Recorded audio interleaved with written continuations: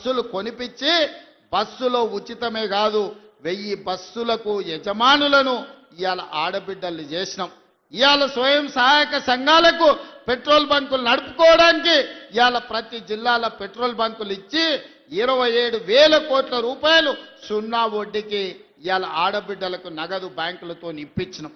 ఇవన్నీ కూడా ఎలా సాధ్యమైనాయి అంటే ఇందిరమ్మ రాజ్యంలో పేదల పరిపాలన వచ్చినందుకే సాధ్యమైంది. ఇయాల అన్ని మనమే ఉన్నాం. సర్పంచులు మనోళ్ళే ఉండ్రు, ఎమ్మెల్యేలు మనోళ్ళే ఉండ్రు, ఎమ్మెల్సీలు మనోళ్ళే ఉండ్రు, మంత్రులు మనమే ఉన్నాం, ప్రభుత్వం మనమే ఉన్నది. మరి ఏనైనా మన కాలనీలలో ఎవడన్నా అప్పి తప్పి బీఆర్ఎస్ వాడు కౌన్సిలర్ కార్పొరేటర్ అయితే ఇక వాడు మనకేమన్నా పని చేస్తాడా ఒకసారి ఆలోచన చేయండి. 10 ఏళ్ళు వాళ్ళే ఉన్నారు, 10 ఏళ్ళు పరిపాలన చేసిరు, మొత్తం తెలంగాణను దోసుకున్నారు, 1000 కోట్ల రూపాయలు సంపాదించుకున్నారు. ఆస్తులు సంపాదించుకుంటే పర్వాలేదు, 7 అంతస్తుల మేడలు కట్టుకుంటే పర్వాలేదు, కానీ పెళ్ళా మొగుడు ఫోన్లలో మాట్లాడుకుంటే కూడా ఫోన్లు విన్నారా? ఇంత సిగ్గు తప్పినోడు ఎవడన్నా ఉంటాడా? వాళ్ళ బతుకు చెడా. పెళ్ళా మొగుడు మాట్లాడుకుంటే కూడా జోలి ఇంత ఆడా ఎవడన్నా? జడ్జిలను వదలలే, జర్నలిస్టులను వదలలే, ప్రతిపక్ష నాయకులను వదలలే, పెళ్ళా మొగుడు జోలి వదలలే, సినిమా తారాలు మాట్లాడుకుంటుంటే వాళ్ళను కూడా వదలలే. ఎవడు ఏది మాట్లాడుకున్నా వాని ఫోన్లలో ఏం మాట్లాడుకుంటుండో వీడికి ఎందుకయా? వీడేమన్నా మనిషేనా? అసలు మానవ జన్మ ఎత్తడానికి అర్హత ఉందా? మంది ఫోన్ తినేటోడు అసలు మనిషా? అన్నం తినేటోడు ఎవడన్నా పిల్ల మొగుడు మాట్లాడుకునేది వింటారా? అట్లాంటి సన్నాసులకు మన పోలీసు వాళ్ళు నోటీస్ ఇచ్చారు. మా జాతిపితకు నోటీస్ ఇస్తారని. ఎవరికిరా నువ్వు జాతిపితవు? ఎవడు నీ జాతి? వినోదరావు నీ జాత? ఎర్రబల్లి దయాకరావు నీ జాత? కుక్కడపల్లి కృష్ణారావు గారు నీ జాత? లేకపోతే తన్నీరు హరీష్ రావు గారు నీ జాత? నీ జాతికి పిత ఉండొచ్చు, మాకు మా నల్గొండకో లేకపోతే మా పాలమూరుకు నీ జాతితో ఏం పని? నీ జాతి ఏంది? నీ నీతి ఏంది? నీలాంటోడు జాతి పితయి పెళ్ళ మొగుడు జోలి పెట్టుకుంటే కూడా ఫోన్ లేని సన్నాసి నువ్వు జాతి పితవంటే ఎవడన్నా ఉంటే ఆత్మహత్య చేసుకుంటాడు, బాయిలో దుంకి చచ్చిపోతారు. సిగ్గుతోని తల వంచుకోవాలి. ఇట్లాంటి ఘోరమైన క్రూరమైన నేరాలు చేస్తే పోలీసు వాళ్ళు పట్టుకొచ్చినట్టు వానికి ముఖానికి ముసుగు తొడిగి కండ్ల కాడికి ఇట్లా పొక్కలు పెట్టి పట్టుకొస్తారు. ఆయన ముఖం మందికి చూపియొద్దాడు. మన పోలీసు వాళ్ళు పిలిచినప్పుడు హరీష్ రావును కేటీఆర్ని అందరినీ ముఖానికి ముసుగు తొడిగి పట్టుకొచ్చేది ఉండే, లేకపోతే ముఖానికి మసి పూసి పట్టుకొచ్చి పోలీసుల ముందర పెట్టేది ఉండే. పోలీసు వాళ్ళు మంచోళ్ళు కాబట్టి ఏమనలేదు. మా జాతిపితకు నోటీస్ ఇస్తావా? మా జాతిపితకు నోటీస్ ఇస్తే తెలంగాణ సమాజానికి అంత ఇచ్చినట్టే అంటాడు. అట్లనే అనుకుందాం. ఒకవేళ మీకు నోటీస్ ఇస్తే తెలంగాణ సమాజానికి ఇచ్చినట్టే అంటున్నావు కదా, మరి నీ జన్వాడలో ఉన్న ఫామ్ హౌస్ మా తెలంగాణ ప్రజలదా? నీకు నోటీస్ ఇస్తే మరి తెలంగాణ అందరికి ఇచ్చినట్టయితే నీకున్న ఎర్రవల్లి ఫామ్ హౌస్ తెలంగాణ సమాజం అందరికి ఇస్తావా? జన్వాడలో నీకున్న ఫామ్ హౌస్ అందరికి ఇస్తావా? మొయినాబాద్లో హరీష్ రావుకున్న ఫామ్ హౌస్లో అందరినీ రాణిస్తావా? మీ టీవీలు మీ పేపర్లు మాకు ఇస్తావా? 1000 కోట్ల రూపాయలు తెలంగాణను కొల్లగొట్టిన దాంట్లో తెలంగాణ నిరుద్యోగులకేమని ఇస్తావా? ఎమ్మెల్యేలు, ఎమ్మెల్సీలు, రాజ్యసభలు, లోక్సభలు, మంత్రులు, ముఖ్యమంత్రి అన్ని మీరే తీసుకున్నావు. తెలంగాణ సమాజానికి ఇచ్చినవా? ఒక్క శ్రీకాంతాచారి తెలంగాణ కోసం ప్రాణత్యాగం చేస్తే శంకరమ్మ ఎక్కడుందో కూడా తెలియదు వాళ్ళ తల్లికి. కనీసం మొట్టమొదట తెలంగాణ కోసం ప్రాణత్యాగం చేసుకున్న శ్రీకాంతాచారి తల్లి కూడా చిన్న బాధ్యత ఇవ్వకపోతివే. జాతిపిత అంటే ఎవరయ్యా అంటే తెలంగాణ కోసం సర్వం త్యాగం చేసిన ప్రొఫెసర్ జయశంకర్ జాతిపిత అవుతాడు.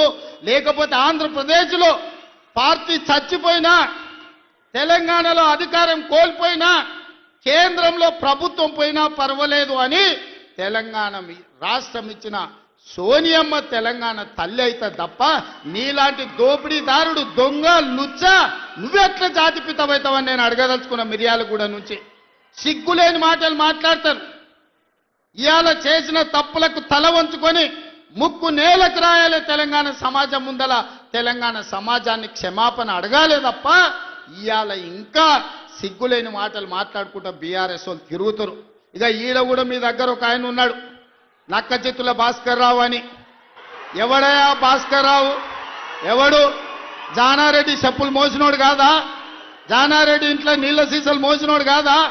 జానారెడ్డి నమ్మి కన్న కొడుకు ఇయ్యకుండా నల్ల నక్కజిత్తుల భాస్కరరావు టికెట్ ఇస్తే కాంగ్రెస్ పార్టీ కార్యకర్తలు మీ రక్తాన్ని చెమటగా మార్చి మీరు భుజాల మీద మోసి మిర్యాలకు కూడా ఎమ్మెల్యేని చేస్తే మీ ఆత్మ గౌరవాన్ని తీసుకెళ్లి ఎర్రవల్లి ఫామ్ హౌస్ లో కేసీఆర్ కాళ్ళకాడ తాకట్టు పెట్టినోడు ఇవాళ మళ్ళా మీ దగ్గరకు వస్తున్నాడు.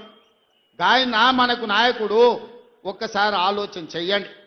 ఇవాళ ఈ నక్కజిత్తుల భాస్కరరావు ఇవాళ మనోళ్ళు నామినేషన్లు వేస్తే బెదిరిస్తుండంట మీరు వాపసు తీసుకోవాలని. చింతపండు అవుతుంది భాస్కర్రావు, నువ్వు అనుకుంటున్నామేమో. ఈ వేదిక మీద ఉన్న మేము ఎవరం జానారెడ్డి లాగా పెద్ద మనసు ఉన్నోళ్ళం కాదు. చింతపండు అవుతుంది నువ్వు అనుకుంటున్నావు, నీ తెలివితేటలన్నీ కత్తిపెట్టు, పోతావు మళ్ళా ఖమ్మం ఇట్లకెళ్ళ కూడా ఉండవు. నువ్వేదో తెలివితేటలు అనుకొని ఇక్కడ ఉన్నోళ్ళని బెదిరిస్తా, నాకు జానారెడ్డి సార్ తెలుసు, నాకు రఘువీరెడ్డి సార్ తెలుసు, లేకపోతే నాకు సుఖేందర్ రెడ్డి సార్ తెలుసు, ఈపులు వలిగేటప్పుడు అడ్డం వస్తారు అనుకుంటున్నామేమో. ఎవరు అడ్డం రారు, వాళ్ళందరూ నాకు చెప్పారు పలగాల్సిందే చింతపండు కావాల్సిందే భాస్కర్రావు కానీ. వాళ్ళందరిని అడిగినా ఏం సంగతి అని, ఇక ఏం లేదు చింతపండు కావాల్సిందే, చింతపండు చేయని చెప్పారు. అందుకే కాంగ్రెస్ పార్టీ కార్యకర్తలకు నేను చెప్పదలుచుకున్నా, ఎవరు భయపడాల్సిన పని లేదు. ఇట్లాంటి నక్క చిత్తులో చాలా మంది వస్తుంటారు. ఈ వినయాలన్నీ మన దగ్గర వనికిరావు. నమ్మి ఎమ్మెల్యేని చేస్తే నాగార్జున సార్ ఉప ఎన్నికలు జానారెడ్డిని ఓడగొట్టడానికి ఇల్లు తిరిగిండు. ఇంతకంటే మోసగాడు ఎవడని ఉంటాడా? ఇట్లాంటి మోసగాళ్ళని గెలవనిచ్చారంటే మిర్యాలకు కూడా గౌరవమే పోతుంది. అందుకే మిత్రులారా, ఈ మున్సిపల్ ఎన్నికల్లో ఈ వేదిక మీద నుంచి నేను ఒక్కటే మాట చెప్పదలుచుకున్నా. మిర్యాలగూడ నల్గొండ జిల్లాలో ఉండే 18 మున్సిపాలిటీల మీద నాకేం ఆలోచన లేదు, నాకేం రంది లేదు. 100% మీరు గెలిపిస్తారు, నాకు నమ్మకం ఉంది. కానీ రాష్ట్రంలో 123 గెలిచి తీరాలి. ప్రజలకు ఈరోజు సంక్షేమం అందాలి అంటే, తెలంగాణ రాష్ట్రం అభివృద్ధి జరగాలి అనంటే ఈ 2 ఏళ్లలో తెలంగాణ మున్సిపాలిటీలలో 17,472 కోట్ల రూపాయలు మనం ఖర్చు పెట్టినాం. కేవలం నల్గొండ జిల్లా మున్సిపాలిటీలకు 2,028 కోట్ల రూపాయలు ఖర్చు పెట్టినాం. మీ మిర్యాలగూడ మున్సిపాలిటీలో 295 కోట్ల రూపాయలు నిధుల మంజూరు చేసినాం. ఇవన్నీ మీ సమస్యలకు పరిష్కారం సరిపోతాయంటే సరిపోవు. భవిష్యత్తులో 1000 కోట్ల రూపాయలు తీసుకొచ్చి మీ మున్సిపాలిటీలను అభివృద్ధి చేసే బాధ్యత నాది. మున్సిపల్ శాఖ నా దగ్గరనే ఉంది, స్వయంగా నేనే పర్యవేక్షిస్తున్నా. మీ మిర్యాలగూడానికి ఏం కావాలనో, నల్గొండ మున్సిపల్ కార్పొరేషన్కి ఏం కావాలనో, నాగార్జున సాగర్ల ఇండ్ల పట్టాలు ఇచ్చారు, కొన్ని పెండింగ్ ఉన్నాయి. జయవీర్ వచ్చి నాకు చెప్పిండు, ఎన్నికలు అవ్వంగానే మీ నాగార్జున సాగర్లో ఉన్న మున్సిపాలిటీ నందికొండలో ఉన్న ఇండ్ల పట్టాల సమస్యను కూడా ఇవాళ పరిష్కరించే బాధ్యత మన ప్రభుత్వం తీసుకుంటుంది. అందుకే ఇవాళ వడ్డించేటోడు మనోడు ఉన్నాడు, కానీ అడిగేటోడు కూడా మనోడు ఉండాలి. ఎవడన్నా అవతలోడు ఉంటే మంత్రులను అడగడు, మంత్రుల దగ్గరికి ఓడు. మనోడై ఉండాలి, మంత్రుల దగ్గరికి పోయేటోడు ఉండాలి. వెనకటికి పెద్దోళ్ళు చెప్పారు, మట్టి పనికి పోయినా ఇంచోడే పోవాలని. మరి ఇవాళ మీ మున్సిపాలిటీలు గెలవాలంటే కౌన్సిలర్లు, కార్పొరేటర్లు మనోళ్ళు ఉండాలి. అందుకే ఆలోచన చేయండి. 2 ఏళ్లే పూర్తి అయింది, ఇంకా 8 ఏళ్ళు మనమే అధికారంలో ఉంటాం. ఈ 8 ఏళ్లల్లా మీ మున్సిపాలిటీలను అద్దమోలే తీర్చిదిద్దే బాధ్యత మనం ప్రభుత్వం తీసుకుంటుంది. పక్కనే మా పద్మక్క ఉన్నది, కోదాడలో ఏకగ్రీవం చేపించింది. పద్మక్కను మనస్ఫూర్తిగా నేను అభినందిస్తున్నా. ఇవాళ మున్సిపాలిటీలలో మన ఎన్నికల్లో మనం గెలవాలి. మనం ఈ గెలిస్తే పేదవాడు గెలిచినట్టు. ఈ ఎన్నికల్లో గెలవడం ద్వారా మీ బస్తీలు అభివృద్ధి జరుగుతాయి, మీ కాలనీలు అభివృద్ధి జరుగుతాయి. అభివృద్ధి జరగాలంటే అధికార పార్టీ గెలవాలి. అప్పుడే మీకు నిధులు వరదై పారుతాయి, మీ ప్రాంతాన్ని అభివృద్ధి చేసుకునే అవకాశం ఉంటుంది. చివరగా ఒక్క మాట చెప్పదలుచుకున్నా. మిర్యాలగూడలో లక్ష్మారెడ్డి టికెట్ అడిగాడు, శంకర్ నాయక్ టికెట్ అడిగాడు, రఘువీరెడ్డి టికెట్ అడిగాడు. అవునా? ఎన్నికలప్పుడు లక్ష్మారెడ్డి ఎమ్మెల్యే అయిండు, శంకర్ నాయక్ ఎమ్మెల్సీ అయిండు, రఘువీరెడ్డి ఎంపీ అయిండు. ఏనన్నా 3 పదవులు ఒక ఎమ్మెల్యే అడిగిన టికెట్లలోకి వచ్చినావా? మీరు ఆలోచన చేయరు. మా కొడంగల్లో కూడా నేను ఇచ్చుకోలేకపోయినా. కానీ మిర్యాలగూడ కార్యకర్తల అదృష్టం, టికెట్ అడిగిన 3కి ఒక ఆయన ఎమ్మెల్సీ, ఒక ఆయన ఎమ్మెల్యే, ఇంకొక ఆయన ఎంపీ అయిండు. మీరు ఒక్క ఓటేస్తే మీరు 3 సేవకులు మీకు వచ్చారు. అదనంగా మీకు వెంకటరెడ్డి, ఉత్తమ్ కుమార్ రెడ్డి గారు మంత్రులుగా మీకు అందుబాటులోనే ఉన్నారు. కాబట్టి మిర్యాలగూడ ప్రజలు అదృష్టవంతులు. ఈ ప్రాంతం అభివృద్ధి చెందుతుంది. రేషన్ కార్డులు ఇచ్చినప్పుడైనా, కార్యక్రమాలు తీసుకున్నప్పుడైనా మంచి